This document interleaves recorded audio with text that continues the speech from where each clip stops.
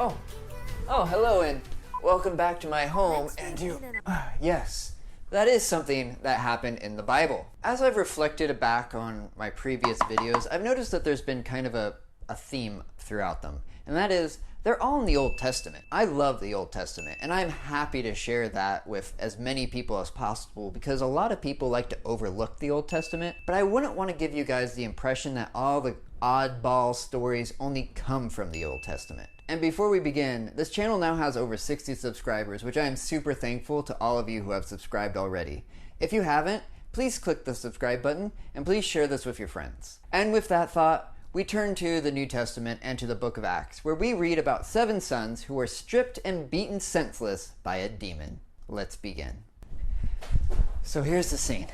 We're in the city of Ephesus, which is located on the west coast of modern-day Turkey. And it's in this city that we find Paul, who's been hanging out, and he's been telling people about this Jesus guy, and oh yeah, he's been healing every kind of disease. And when Paul's not miraculously healing people, he's kicking out demons. He's kind of like an ancient form of doom guy. This, of course, makes Paul kind of famous. And whenever somebody becomes famous, there's always people ready to jump on that bandwagon so that they could become famous in the same way. It's kind of like how you have pastors and teachers who really care about the Bible and really want to share what it says.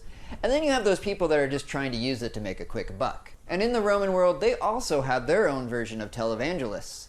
Thus enters the bro squad, the 7 sons of Sceva. And we're not told much about Sceva. He's described as either a chief or high Jewish priest, depending on your translation. And his sons are described as traveling exorcists, which goes to show that in every age, you have a version of a snake oil salesman. And on that note, if you're feeling unwell, you should try my Holy Miracle Water. It is not water just from my tap. Guaranteed to make you feel better and heal all your sicknesses. It can be yours for the low price of $50 US or 40 British pounds. Enjoy your holy water today. Also, are final, there are no refunds, no side effects, or be more hydrated, quench of thirst, and more urges to go please consult your doctor if you have any actual disease or sickness. So these sons of Sceva see Paul kicking demon butts and taking names, and they decide, oh, we can do that too. So they find this demon-possessed man, and they're like, hey bro, we order you in the name of Jesus who Paul's preaching. The demon is like, yeah, I've heard of Jesus, and I know Paul, but who the heck are you guys? Which, if you've seen any TV show or movie where they do an exorcism, that's not the response you want to hear. And this brings us to our key verse for this story. This is Acts 19:16.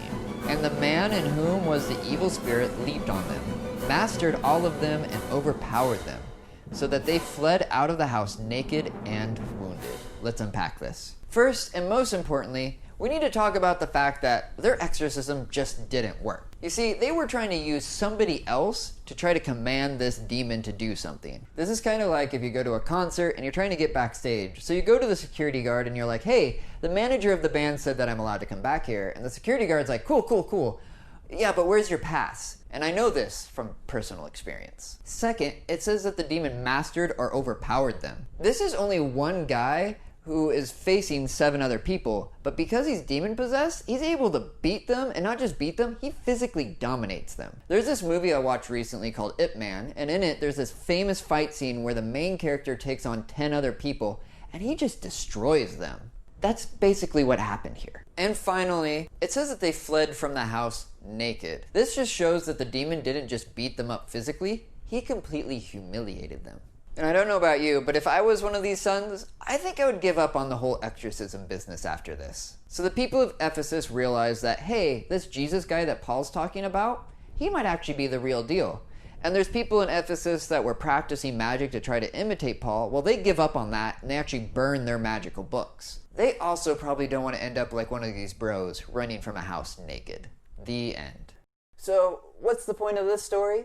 It shows that Jesus has authority over demons. It also shows that the spiritual world is aware of the physical world. But most importantly, it shows that if you're going to try to do an exorcism and you're going to use somebody's name that you don't believe in, you should pack an extra pair of clothes. Thanks for watching.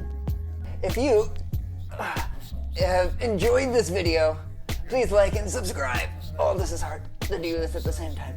If you have a story you would like me to share, please leave it in a comment below. I hope you all have a great week, and I'll see you next time. Bye.